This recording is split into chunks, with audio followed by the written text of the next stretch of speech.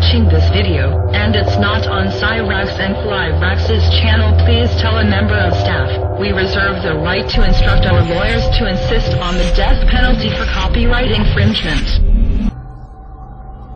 The next step after the Vril flying saucers was the Honeyboo series of craft. By 1939 the SS had produced the RFC-5, which it called the Honeyboo 1. In August 1939, the machine made its maiden flight, and proved its viability. The early Honeyboo 1 craft, of which 2 prototypes were constructed, were 25 meters in diameter, had a crew of 8, and could achieve the incredible initial velocity of 4,800 kilometers, but at low altitude. Further enhancement enabled the machine to reach 17,000 kilometers. Flight endurance was 18 hours.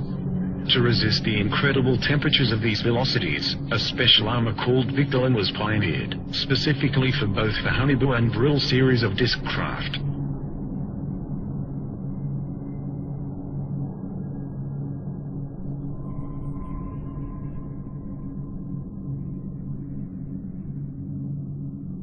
The Honeyboo 1 had a double hull of Victolan. The early models also attempted to test out a rather large experimental gun installation, the twin 60mm KSK strong ray cannon. It has been suggested that the ray from this weapon made it a laser, but it was not. It could transmit a powerful energy burst suitable to pierce up to 4 in of enemy armor.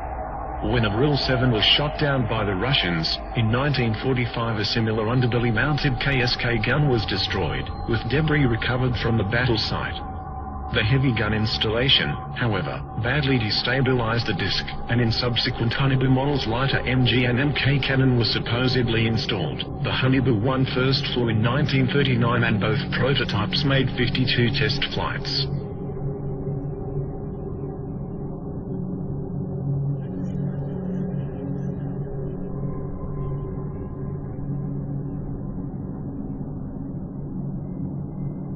In 1942, the enlarged Honeyboo 2, which was 26 meters diameter, was ready for flight testing. This disc had a crew of 9, and could also achieve supersonic flight of 6,000 to 21,000 kilometers with a flight endurance of 55 hours. Both it and the further developed 32-meter diameter Honeyboo 2 had heat shielding of 2 hulls of Victolan. The craft were constructed and tested between 1943 to 44. The craft made 106 test flights. By the end of 1940, the Honeyboo 2 had entered service as a reconnaissance aircraft, and there is certainly photographic evidence to support this. For example, one was caught on camera near Antarctica in 1940. The design of the Honeyboo 2 should be noted for future reference. Whatever their exact nature, it appears confirmed that a range of alternative design aircraft were by now on the drawing board, or hovering above the ground. Some of these designs proved worked, and successes were being reported. On 17 April 1945,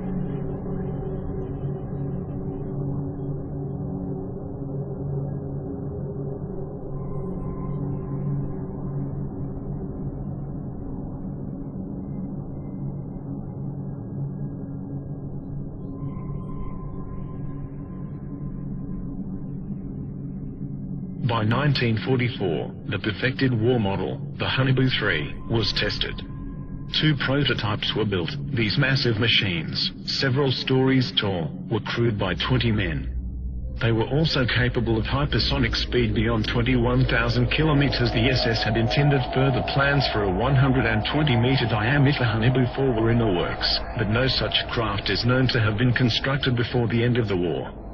However, these new technologies were coming online too late, for the war was already being lost and won. Within months the Allies and Russians had poured into Central Europe. Hitler was thought dead and the war apparently over, and as soon as the war was over, ghost rockets started appearing over Scandinavia, and within 2 years flying saucers were being reported wholesale over mainland United States. It was no coincidence.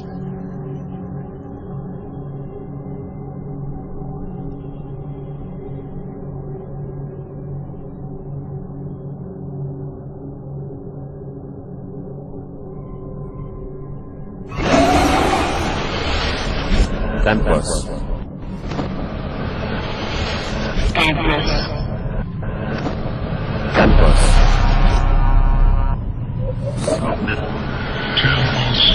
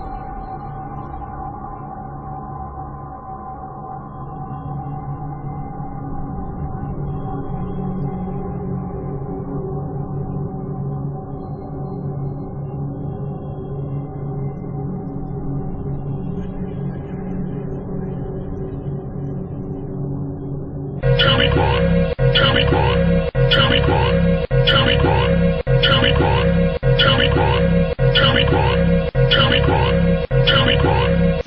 The elders. The new believers.